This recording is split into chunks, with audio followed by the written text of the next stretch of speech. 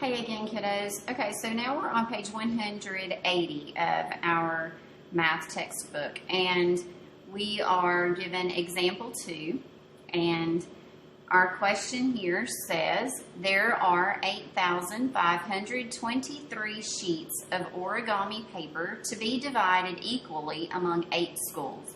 How many sheets of origami paper will each school get? And so, it already gives us what we're supposed to do here, but I want you to remember to just do this just to practice, to go and look for the information that we are going to need to use. Our question, of course, is how many sheets of origami paper will each school get? Okay, so we have to know how many schools there are. So there are 8 schools. And how many sheets of paper are there? There are 8,523 sheets.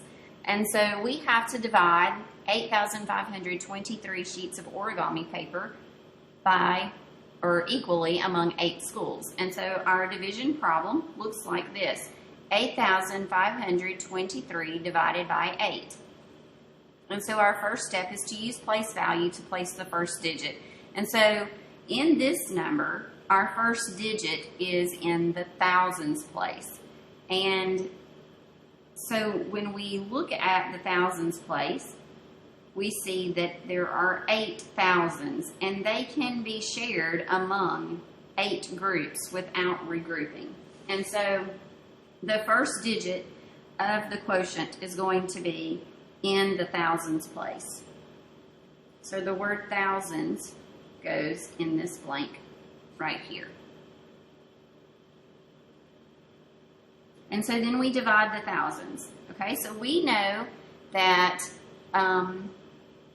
one of the factors of 8, actually the very first factor is 1, and that 1 times 8 is going to give us 8, and 1,000 times 8 is 8,000. So we can put a 1 in the thousands place here in our quotient. 1 times 8 is 8. And we draw a line. And we subtract our product here. 8 minus 8 gives us 0. Our next step is to bring down this next number, and it is in the hundreds place. And that number, that digit, happens to be 5. So we have to look at our next step. We have to find our quotient for our hundreds place here. And we have 5 that we have to put into 8 different groups. And because 5 is less than 8, we can't divide that into 8 different equal groups. And so our quotient in our hundreds place has to be 0. And so then we say 0 times 8 gives us 0. And we subtract again. And now we have 5 minus 0, which is 5, and we bring down our digit, our next digit, which happens to be in the tens place. And so we have a 5 in the hundreds place and a 2 in the tens place. Now, what we're looking for here is there a factor of 8 that will get us close to 52? Without going over that number. So if I'm thinking about my factors of 8, I might think 8 times 2 is 16. That's not close. 8 times 3 is 24. Not quite. 8 times 4 is 32. That's still going to leave me with 20. 8 times 5 is 40. I'm getting closer, but that's still going to leave me with 12. 8 times 6 is 48, and 8 times 7 is 56. So 8 times 7 is too many, but 8 times 6 is 48. So I know 6 times 8 is 48. And it gets me close without me going over 52. So now I have 52 minus 48. And I may have to do some regrouping here if I don't just count that up really quickly. If I had to do that, I would need to change that 5 to a 4 and bring this 1 over here to make this 2 a 12. 12 minus 8 is 4.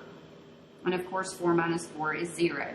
So I'm left with 4, which means that I have gotten as close as I can to 52 because I have a number that is less than my divisor, which is 8.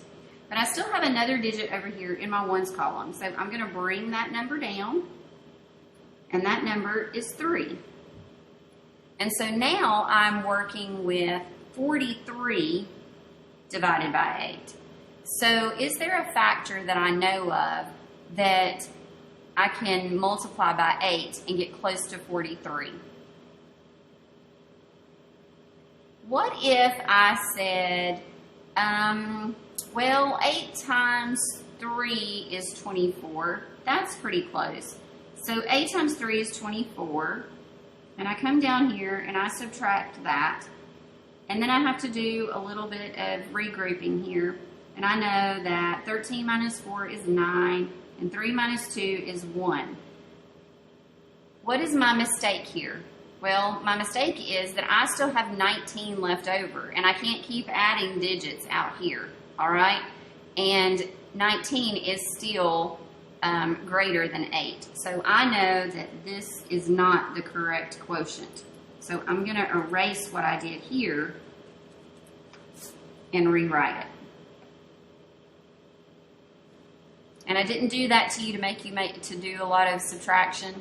I mean, a lot of erasing, but I wanted to show you what would happen if you did choose the wrong quotient. Okay, 8 times 4 is 32. But that's still gonna leave me with more than 8 left over. And so the closest factor that I know of that I can multiply by 8 to get really close to 43 without going over is 5. 5 times 8 is 40. And so when I subtract this is an easy subtraction problem. 43 minus 40 is of course 3.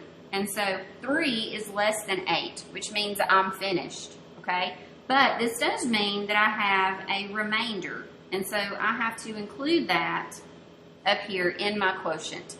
My quotient is 1,065 with a remainder of 3, which means I can't divide 8,523 into 8 equal groups among the schools, but I can divide them out so that I only have 3 sheets of paper left over. Okay, so each school will get 1,065 sheets of origami paper, and there will be 3 sheets left.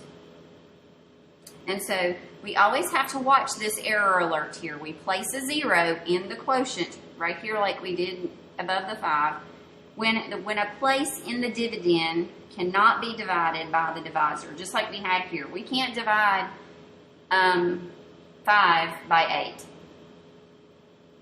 All right, so let's scoot our paper down and look at our connect problem down here that shows us how this works together with multiplication. And so we're connecting division and multiplication here. So division and multiplication, just like I have often taught you, they're called inverse operations. And this word inverse means opposite, okay? They are opposite operations. Addition and subtraction are inverse or opposite operations. And that's what inverse means. It just means opposite. They're flipped, okay? You can use multiplication to check your answer to a division problem. So let's look at what all of these things are called. This is our quotient, 1,065. This is our divisor, 8. This big number here that we are dividing is our dividend, and this is our remainder. And so in order to check a division problem and to see if we have the correct quotient, we can take our quotient, multiply it by our divisor, and we get, if we do that, 1,065 times 8, this is 5 times 8 is 40. That's 0. You carry your 4. 8 times 6 is 48. Plus 4 more is 52. So my 2 goes here, and I carry my 5. 8 times 0 is 0. Plus 5 is 5. 8 times 1 is 8. So 8,520. And then I had 3 left over, so I have to add those. And that gives me 8,523, which is my original dividend that I started over. And so that check shows that my division is correct.